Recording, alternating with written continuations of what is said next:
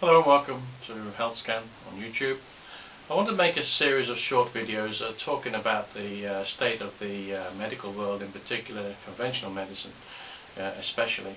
I'm not just talking about the UK, but that's the thing I know most about, but it's happening all over the world. And there are lots of questions that need answers. We often hear of conventional medicine running down alternative medicine, but it's about time we looked at it from the other side, because quite frankly they're not. A lot of them are not doing the job they should be doing. They're not doing it properly. I want to just start off by letting you have a look at my book. I'm going to read the foreword of the book, which was written for me by Dr. Desmond Spence. He's a practicing GP. He's tutor of medicine at Glasgow University, and he's founder of the No Free Lunch organisation. No Free Lunch. Yeah? Think about that one. I'm going to read this a couple of pages here, very important if you tune in and listen carefully. Only a few years ago, like most doctors, I was up to my neck in hospitality and freebies. One night, however, I returned from speaking at a meeting, clutching a large cheque from a pharmaceutical company and feeling rather self-important. My Glaswegian-born wife, who does not suffer fools gladly, was disgusted and told me that she preferred the snivelling medical student she met 15 years before in a pub, pulling pints for £1.80 an hour, to the corporate pawn I had become. She pointed out that they were paying for my influence, not my wit or charisma. On reflection, I couldn't deny it. And why hadn't I seen it before? As a student, I took countless freebies and thought the industry was fantastic. As a junior doctor, I went with my colleagues to some of the most exclusive restaurants in Glasgow and got drunk at the drug company's expense. In general practice, they provided my lunch on a daily basis. Interesting, huh? Company representatives sponsored my practice meetings and even paid for and attended our Christmas parties. I also conducted research for which I was paid a great deal of money. All these things influenced which drugs I prescribed to my patients.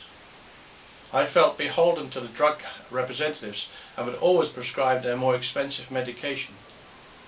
In my defence, I can merely say that I was only doing what everybody else did.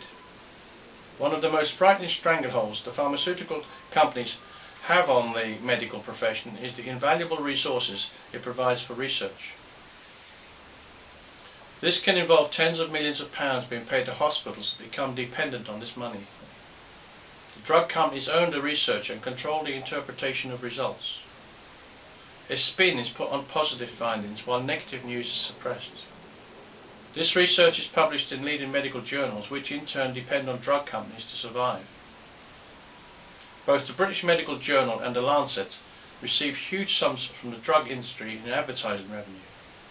When research, inverted commas, is published, top NHS doctors and influential journalists are often flown to five-star hotels for international drug launches. These all expenses paid trips are passed off as educational, inverted commas again. Drug companies allocate £10,000 a year for marketing their products to each GP in the UK.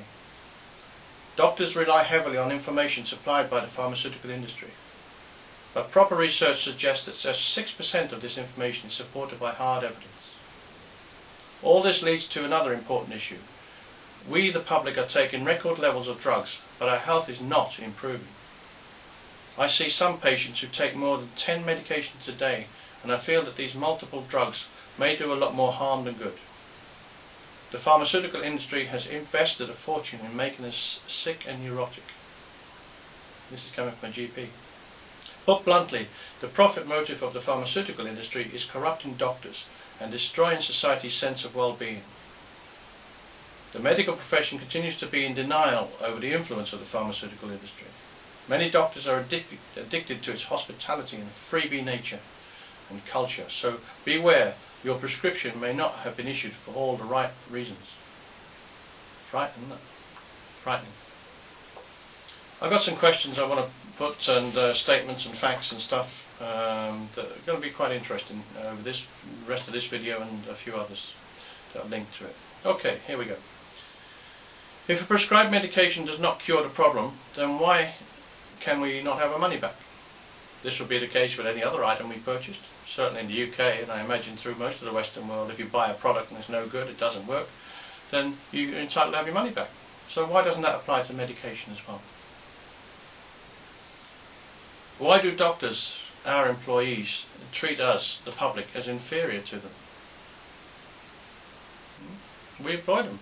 Why are we being looked down upon, treated as idiots by these so-called specialists when we go to see them in hospitals and clinics and all sorts of things? Not that I do, they come to me, but I don't treat them as inferior when they come to see me with their headaches and their skin problems and depression and all sorts of things.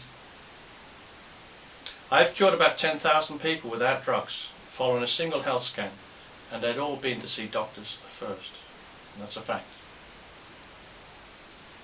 NHS doctors are public employees, and as such they should be ethically, morally and legally bound to inform us, their employer, that they are aware of a drug-free treatment such as that, the health scan. Thousands of doctors are aware of the work of health scan, because I've cured their patients, and we employ them. So why don't they tell everybody else, their other employers? Interesting. Why would a drug company want to cure you? They don't make money from healthy people. Whether they wish to or not, doctors are just salespeople for drug companies.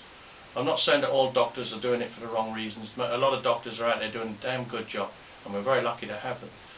In fact, the great majority of them probably. But the fact is they can't do anything other than prescribe medication because they're not allowed to. I've had doctors threatened with a sack that have tried to work with me and send patients to me over the years, and I've cured hundreds of them. But when their employers found out, the so-called management, who are they're our employees, of course, but when management of the hospitals have found out, they threatened to sack them. It's frightening, really.